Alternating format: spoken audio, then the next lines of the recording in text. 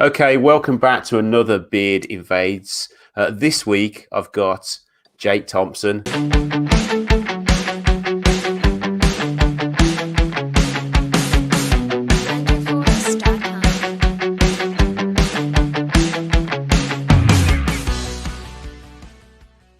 How you doing, Jake? I'm good. Thanks for having me. Good. Oh, hang on, what's that? Okay. Yeah, thanks for coming on and letting me invade your shop and probe you with a few questions. I really appreciate it. I've been waiting for the probing. Cool. Okay, we'll get straight into it then. So give us a little bit about you that not many people would know. I started off, growing up doing race cars, drag racing, building engines and things like that. Right. And we didn't call it making, we just called it, we had to figure things out. We call it figuring out things. Yeah. So we didn't think we were making things and there was, we weren't wealthy or anything. So it was, if you needed a part, you kind of had to make one. If a bracket broke, you got a piece of metal and you beat the crap out of it till it looked like close to what you needed and you use it. Yeah. So now we call that making. Before we called that figuring out how to make the car run. So it kind of helps me out nowadays. I can use my mind to figure out how to make things work when you don't have the right tool or you don't have the right materials or whatever. You can get by. So thinking outside the box. Yeah. Yeah, that's a good trait to have, really, to be able to do that. Some people can't. Okay, so why YouTube? What made you record that very first video? What was you thinking? I was just wanting to document where I started and where I could get. It was when I first started woodwork, I never put two pieces of wood together in my life. And I looked up to my dad, and he built a doghouse one time, and the dog wouldn't go into it. So I just figured, he don't have it, I don't have it, I can't do it. But you get older, and you kind of figure, well, I'll give it a shot. And I got on YouTube, and how to use a table saw without killing yourself. And you look at DeResta and Jay Bates and all of those guys and bandsaws. And I looked up those how to scroll saw, and just looked at those. And then we were making stuff for craft shows, crosses, and we paint them and stuff like that. And I figured, man, I'll just do the first one, and then when I make something else, if I make something 2 or 3 times, and I'll be able to see how much better it got on the third one versus the first one, and it kind of went from there and turned into something way different. Yeah, as they always do. I started off making knots for my scouts. Just simple videos showing them how to make knots, and then I've gone into all sorts of things. Okay, so was there anyone or anything that inspired you or inspires you to do what you do? It's changed throughout the time. At first, It was. At first, I was doing the YouTube videos, and where's that? Yeah. Sean Stone was the first one online that told me, "Hey, dude, you're doing a good job, and keep it up." And it probably didn't mean anything to him, but it meant something to me. To somebody successful at this was telling you you're doing a good job and you're doing something. So and then I did a video with Drew Short, the Rockin' H Wood Shop, and he taught me a ton. And one afternoon with him, it let me know, how to treat people, and he treated me like, he's a tall guy, and he's like commanding, and he treated me like family first off, and it was it was a pretty nice experience. His family's nice. His kid was a sweetheart. It was a pretty good experience, and he kind of at the end of it told me, "Don't sell yourself short. You got this. You're doing a good job." And it means a lot when somebody goes out of their way to do something like that for you. Definitely. And so now I kind of try to pay it back. I could do the shop updates, and I do a shout out at the beginning of each one of those, and that's my little way of giving back to those guys. And now it's changed to, you got Zac Higgins and Pam Harris as far as in Heath Knuckles. Heath Knuckles is the one that got me into resin art because his videos were fantastic, and you could just watch them, and it was cool. And I was already interested in it, but watching his put it over the edge where I'm like, I'm going to do this. And then you get on there and you find Pam Harris and you find Zac Higgins and a few others, and you learn and you jump in and do it. And here we are. Yeah. Okay, that's right. Should we have a little tour of your shop? Or Sure. I mean, I don't know what your connection's like walking around in there. We'll find out. We'll see. I'll start at the front door and we'll cool. We'll do this. Let me see here. There's a little flippy do. There we go. Here's a little pan of the shop. We'll go over to the front door here. And the first thing you're going to notice is the big dust collector. That was one of the first things I did because I watch all the videos. And, you know, if you want to do this, you do it for a long time, you get your dust collector going. And there's some videos on that. This thing here is a sliding table saw attachment. I hated it so much, now it's the shelf. Right. And got the drum sander here, if you notice. There's no paper on it. It's all down there tore up. It's probably user error, but it's pretty annoying. Jamie Page's flag. Go, Jamie. And Sumo's Project, Dirks from Sumo's Project sent me the rugby flag from Australia.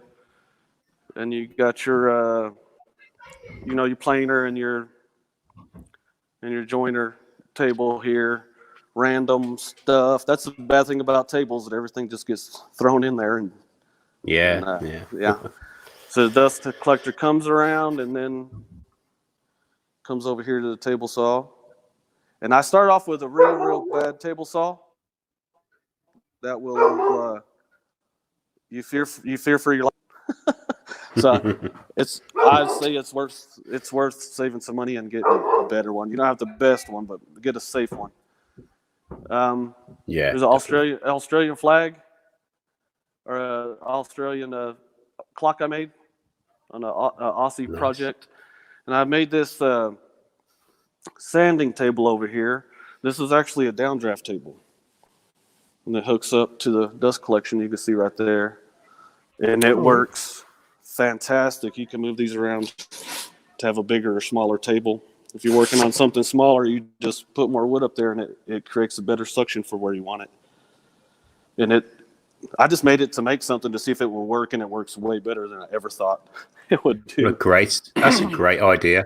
I might have to steal that idea for my workshop. Yeah, it works, and then I can do. It's a flat surface. You can just work on it too. And I got my drill press. I don't use it much. I kind of just do freehand stuff. But anything having to do with drilling, it sits there in the corner. And then two bandsaws. I always get asked about that.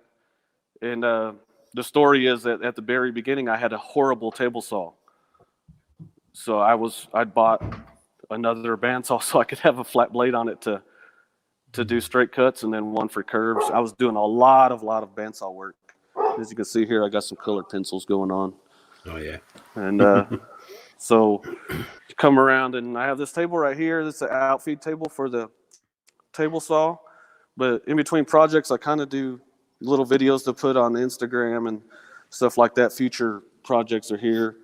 I'm going to be doing a river table pretty soon with some scuba divers in it. Nice. It ought to be pretty cool. And here's the last project I did. And I did a different kind of video. That won't happen again. So it didn't do quite as well as I thought, but it was pretty neat. And let's see here. You got the flag wall. People always ask me about the flags and the light boxes. And as you can see, these have lights in them. Oh, yeah. Yeah. So the idea behind it is Green Bay is my team, and then it stays up there every year. And every year I have two people that are viewers will send me the other flags. So what I'll do is I'll make the emblem, I'll make their logo, and have it up there all year and keep track of the record. And then at the end of the year, when I switch out the flags, I'll send that back to them. I'll send the logo to them that I made. Oh, that's So cool. it's pretty neat. And this miter saw station, it was off of J Bates Designs. See, And, JP says to me, when you do the tour and you get to the miter saw, get Jake to turn around, and behind him is a little message that he left for you when he was over there. I don't know what he means by that. He's written something. Oh, Robin and is that- Carl, and then Jamie Page is right there. And Yeah, he here's left when they his- were in town. That's right. That's the thing that made me there. What did he do? He did something crazy. He writ something behind. He said, if you stand in front of your miter saw and turn around behind you, you'll see he's written something somewhere. I think I got rid of it. Oh, I found it and I did something with it. It was funny. Oh, but- okay. And Right, so, okay. yeah, the miter saw station. You have this dust collector. I put a video out on this. This thing's these cyclones. Yeah. And I have this kind and another kind. And so the idea, you got this switch back there. It's plugged into the miter saw. So when you turn it on,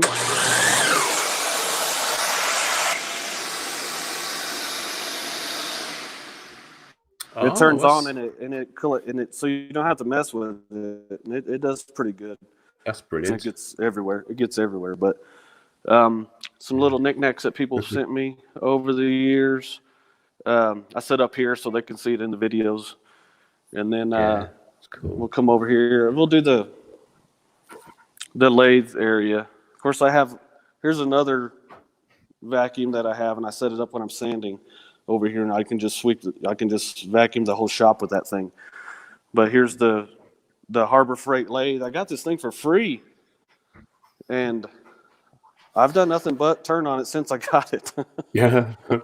And Jamie, of course, talked me into the first things I got was the turning set, the 3 turning tools.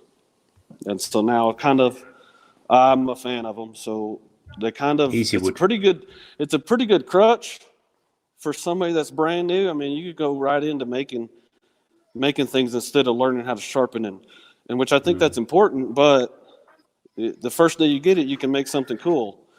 So that's the plus side of Easywood tools, and not to start a big fight about the traditional versus carbide, but that's what it is. I'll come back over here to miter saw station again, and I have this CNC machine. I bought it because I was doing tons and tons of repetitive shapes, and then painting them and selling them at craft shows. So I bought this, and then I did some videos and got the lathe, and then that thing it's just collecting dust. Kind of when I have a problem like that, then the CNC will get used, and then I kind of feel like, hey, I didn't waste my money. Here's the camera I use in my videos. I do this for most of it's a Rebel T6i Canon. It was with the cheapest DSLR I could get, and it come with a kit with a microphone, SD card, everything, because you could spend tons and tons of money on a camera. Oh, yeah. And when I do close-ups, I just use my phone. This over here is Deadpool mask storage. And you got a TARDIS. And it's kind of just a catch-all. And all this stuff, when I build a resin room later, it'll all find its own place. And here's like wood storage. I get asked a lot where I find my burls at. And you can get stuff like this off of eBay.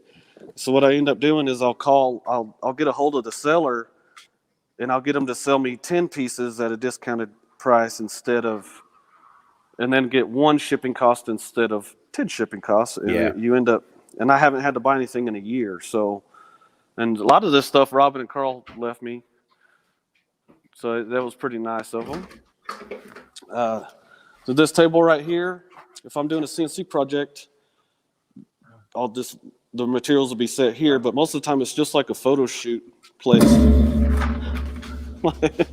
Like today, if you look at my Instagram, I'm doing little little music videos with these things on there, and this will be out by the time this goes out. This video will already be out.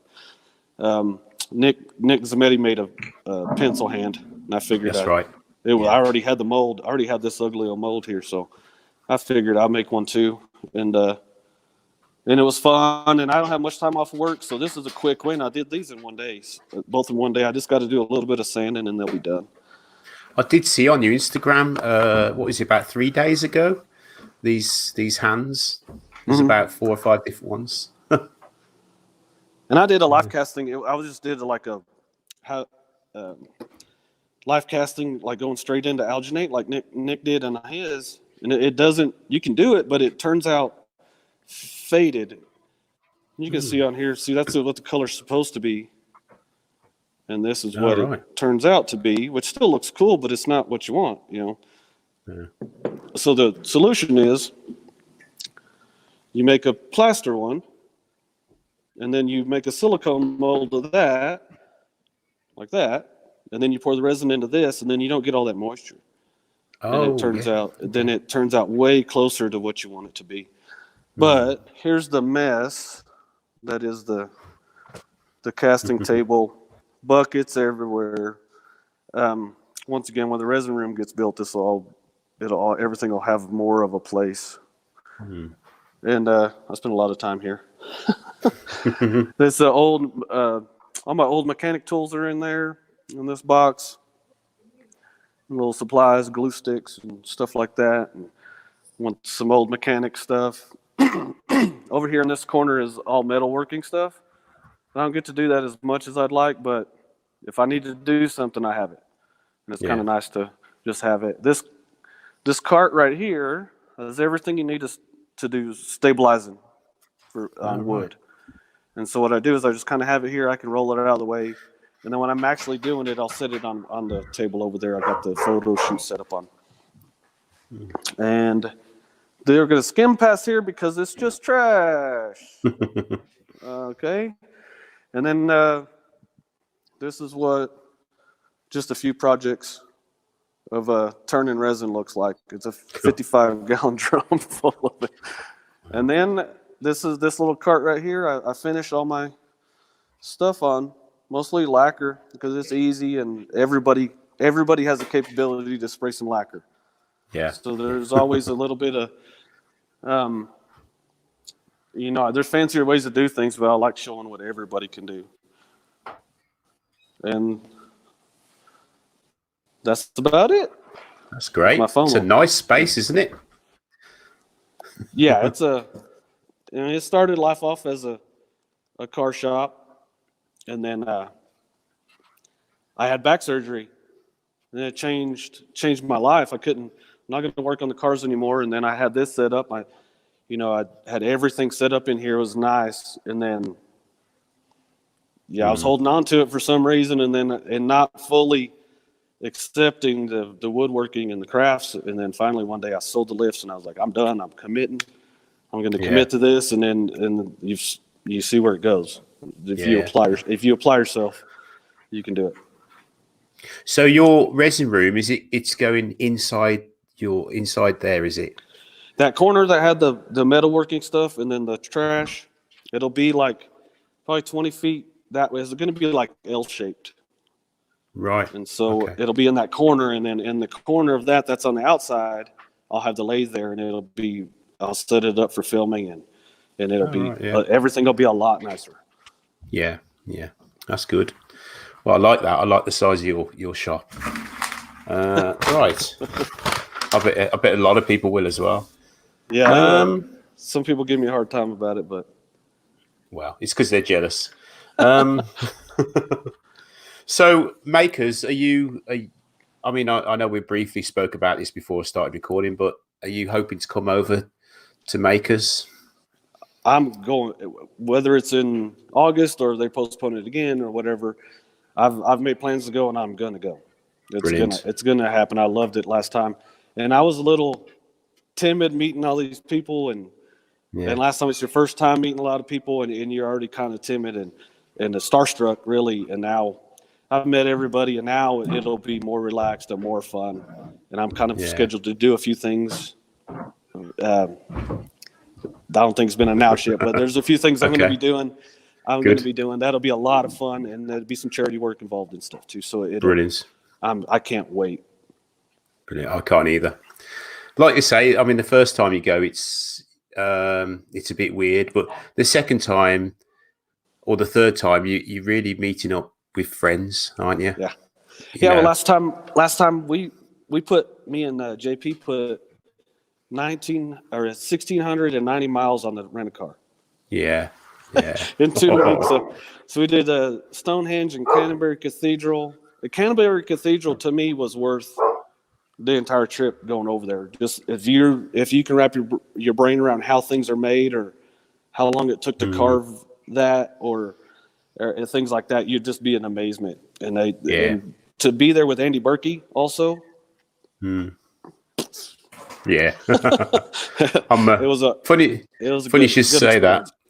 Yeah, funny you should say that. I'm invading Andy Berkey later after you. He's just an amazing dude. So he's happy all the time, and he has just a different perspective on things that'll make you think a little bit. And he's awesome. Totally. And he's kind of rowdy too. No one knows he's kind of rowdy too. Is it? Yeah. So we looked at what you're working on at the moment, the hands and stuff. So is there a tool that you love and a tool that you hate? The tool that I love is the lathe. The lathe was a gift to me, and I had all these tools in here already. But the one that he just said, "Hey, Jake? You want a lathe?" He got it in an auction real cheap or whatever. I said, "Yeah." He brought it over, and I haven't really done anything since. Besides the hands, I love that thing. And the EasyWood tools, they speak for themselves. The work speaks for itself. I'm brand new. I've been turning for like a year and a half and done some pretty cool things. So I should be the poster child for new wood turners that they can do. That you can do whatever you want to do. The one that I hate is probably that drum sander, and it's probably my fault that I hate it. You're right. I tear that paper up all the time, but it's not when it's working nice, it's really nice. But the paper's not cheap, and I tear it up, and then you just have extra sandpaper laying around after that. Yeah. You rip the corners off of it, you're done. You're finished. Oh yeah, definitely. So next question, really, direction of channel. Where do you hope to be in, say, 12 months? In 12 months, depending on the situation in the world, has a lot to do with this because I do have a job and this is part-time for me, and it's starting to go the direction of full-time. Yeah. And if it doesn't in my time frame, that's fine because I do have an okay job or a secure job. So my plans right now is in 10 months, I'm quitting that job and I'll be here and I'll make the resin room and I'm going to be selling pen blanks. And I'll do the pen blanks a couple days a week, and then I'm still going to have a project, a unique kind of project, kind of stuff that I do, and have a YouTube video out, and so I try to hit it from all angles. I'll actually be selling. I haven't sold anything yet that I made. Okay. Since the craft show days, I haven't sold a thing, and in the direction of the channel is it's growing, and I want to continue that, but there's a pen blank market out there, and and I could have even if it's a small amount coming from there and a small amount coming from here. If you hit it from, several angles, then you can make a living at it, and I plan on doing it. And once again, depending on the world situation. So, do you have an Etsy store, or are you planning on having one? I have a website. Okay, but when I'm in my job I'm working extra as it is, and people can look at my Instagram and you can tell when I'm off work, and it's about every 7 or 8 days I'm off work, and I come out here and I hit it as hard as I can. So that's the job is what's helping me to get closer to being full time, but the job is also keeping me out of the shop too. So it's a double-edged sword, and I just got to try to keep people interested while I'm going to work every day. Okay. Well, I'll put the link to your website in the description for the guys. Yeah, there's to nothing head for over sale. anyway. There's nothing for sale on there Yeah. right now. No. But yeah. Hopefully there will be in the future then. Yeah, there will be. Just the watching the channel is enough support. That's all I need right now from people. Just watch the channel, leave me a thumbs up, and that's support enough for this guy. Yeah, brilliant. Okay. Yep. So we touched on camera equipment. You use a DSLR and a phone. Mm-hmm. Okay, so shout out. Have you had to think about shout out? It's going to be the people that have taught me how to do this. Jamie, a couple of years ago, I got on Makers International podcast. I didn't know anything about the social side of it. I was just making videos, and I think they had a void in their show that week, and somehow I think Sumo's projects told them, "Hey, man, this guy's not doing anything." So I ended up on their show, and then I become friends with Jamie, and we've talked every day since then. And but as far as, so you got JP, and then Pam Harris, and I just watched y'all's episode. She's awesome. She's super cool.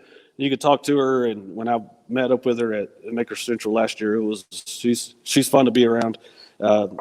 Zac Higgins also. So the people that have taught me how to do this, Zac, I've learned a lot of stuff from him, and Pam as well. So I'd say those three are a pretty good shout out. Heath he hasn't done very many videos lately, but you go back and look at his videos, and they are, if they don't inspire you to do something, or at least make you feel good, there's something wrong.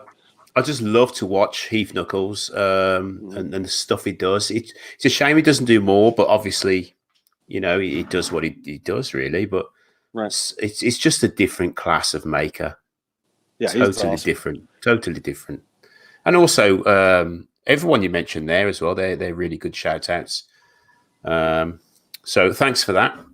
And that's it, really. A massive thanks for doing this and letting us poke around in your world. Hey, I'm happy to do it. It's fun. Cool. This will go out on a Thursday night, but I'll let you know when. And that's it. Thanks for watching, guys. Remember, head over, check out Jake's channel. If you've not subscribed, what are you waiting for? Head over and subscribe to this guy. Also, head down into the description below. I mean, Jake's channel is going to be in there. Also, JP, Pam, Heath Knuckles, and Zac Higgins, they'll all be in the description as well. So head over and check those guys out. Right. Thanks a lot, Jake. Really appreciate it. All right. Thanks for having me, and y'all be good. And you.